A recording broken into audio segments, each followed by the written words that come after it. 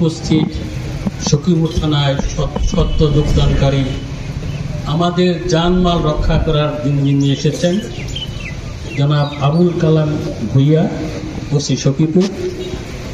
আমার ডান পাশে আমার অত্যন্ত আদরের প্রিয়, একসাথে যুদ্ধ করেছি, একসাথে চেয়ারম্যানই করেছি, জনাব শাহজাহান সাজু, এবং এই এলাকার বিভিন্ন রাজনৈতিক দলের নেতৃবৃন্দ এবং এলাকার জনসাধারণ, আসসালামু আলাইকুম। কথা বলতে গেলে অনেক কথাই বলা যাবে, আমি অতটুকু বলতে চাই না। অনেকের কথাই শুনলাম। সখীপুর থানার জনসংখ্যা কত আর পুলিশ কয়জন? সবখানে যদি পুলিশ লাগে তাহলে তো এই সমাজ চলবে না। সচেতন আমাদের হতে হবে, সচেতন আমাদের হতে হবে। যারা বয়স্ক আছেন তারা স্মরণ করে দেখেন, স্বাধীন হওয়ার পরে এক এক রাত্রে 5 বাড়ি 6 বাড়ি 7 বাড়ি ডাকাতি হতো, আমরা কিন্তু পাবলিকরা রোধ করেছি। এখন যদি আপনারা চেষ্টা করেন, এগুলো কোনো সমস্যাই না। সমাজটা ধ্বংস হচ্ছে আমাদের কারণে। আমাদের সারা বাংলাদেশের যে অবস্থা তার চেয়ে সখীপুরে আমরা অনেক ভালো আছি।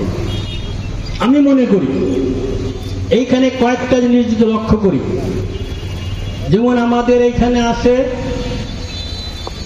বিদেশের শ্রমিক ধান কাটার জন্য, গোছা রোয়ার জন্য, তাদেরকে আমরা কামলা নেই, দেখা যায় এক রাত্রে চুরি হয়ে গেছে।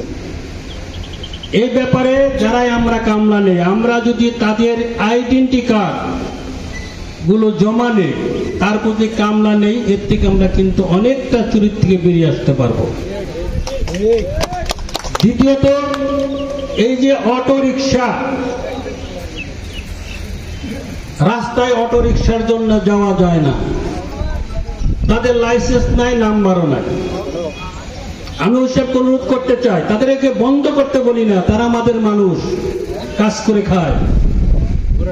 প্রতিটা ইউনিয়ন পরিষদ থেকে তাদেরকে নাম্বার দেওয়া হোক ওই অটোর পিছে, এবং ড্রাইভারের গলায় কার্ড দেন ওসি সাহেব যে ওই অটো সে চালায়। এবং যেখানে অটো সমিতি আছে তারা লক্ষ্য করবেন যে বাইরের কোন অটো এসেছে, ঠিক মতো এসেছে, তার গলায় কার্ড আছে কিনা, তাহলে চোর ধরা সম্ভব। সিসি ক্যামেরা কোনো কাজের না।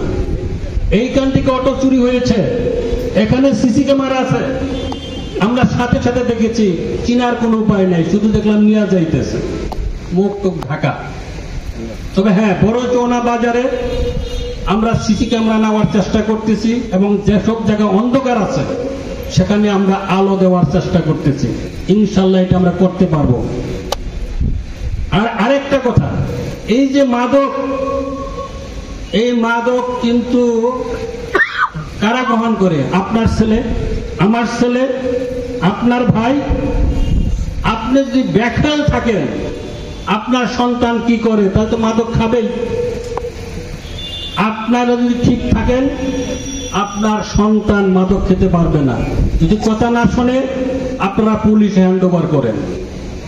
পুলিশ ধরবে কেন? আপনি ধরেন, তাকে পুলিশে দিয়ে দেন।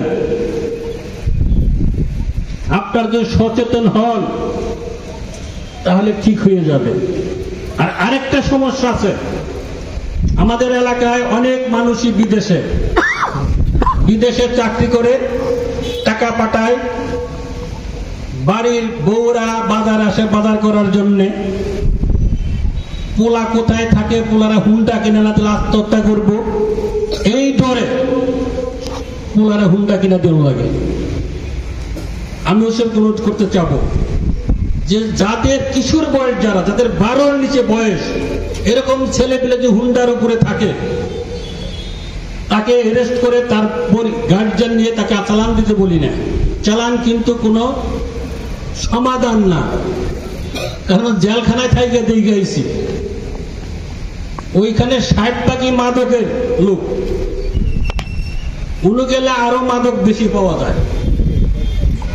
তাদের গার্জিয়ান ওইখানে মুচল্লিকা দিবে, তার সন্তান আর মোটর সাইকেল চালাতে পারবে না, চালাবে না, তারপরে তাকে ছেড়ে দিবেন। এটা আমার অনুরোধ আপনাদের কাছে। আর বাল্য বিবাহ আমাদের দেশে মেয়ে হইলাম না মনে করি এটা একটা বোঝা, জ্বালা, বিয়া দিতে পারলেই ভালো। কিন্তু একটা ছেলের চাইতে মেয়ে কিন্তু অনেক ভালো, মেধাবীও বেশি মেয়েরা। আপনি যদি সেই মেয়েটাকে যোগান দেন, লেখাপড়া করেন, সে মেয়ে কিন্তু আপনার মুখ উজ্জ্বল করবে। আজকে দেখেন বিসিএস ক্যাডারে কিন্তু মেয়েরা বেশি ছেলেগুলো চাইতে, কারণ তারপরে সে সারা জীবনের জন্য পঙ্গু হয়ে যাবে, ওই মেয়ের অসুখ বিসুখ সবসময় লেগেই থাকবে। কাজেই মেয়েটা তো আপনাকে এই জিনিসটা খেয়াল করতে হবে। অনেক কিছু বলার ছিল, যেহেতু সময় কম, উনি দাঁড়িয়ে গেছেন হয়তো আমাকে বসানোর জন্য, এইটুকু বলেই এবং আজকে ওসি সাহেবকে আমার পক্ষ থেকে, আসলে এই দেশটার প্রসবদার সাথে আমরা জড়িত। আমরা মনে করেছিলাম, আমাদের চোখে রঙিন স্বপ্ন ছিল, একটা স্বাধীন দেশ হবে, স্বাধীন মাতৃভূমি পাবো, স্বাধীন পতাকা পাবো। আমাদের চোখে রঙিন স্বপ্ন ছিল যে আমাদের সন্তানরা ভালোভাবে লেখাপড়া করতে পারবে, মানুষের মতো মানুষ হবে। কিন্তু স্বাধীন হওয়ার পরেই সেটা ধূসর হয়ে গেছে। এর জন্য দুঃখ লাগে, দুঃখ লাগলেও বলার কিছু নাই। আমি ওসি সাহেবকে ধন্যবাদ জানাতে চাই যে এরকম একটা অনুষ্ঠান করার জন্যে আপনি এসছেন। আমরা সাধারণ মানুষ আপনাকে সহযোগিতা করব। দয়া করে যারা সন্ত্রাস করে, যারা অন্যের জমি দখল করে, তাদের প্রতি আপনি যেন করা হন, এইটুকু বলেই আমি আমার কথা শেষ করতে চাই। আপনারা ভালো থাকেন, সুন্দর থাকেন, আল্লাহ তাআলা আপনাদের মঙ্গল করুক। আল্লাহ হাফেজ, আসসালামু আলাইকুম।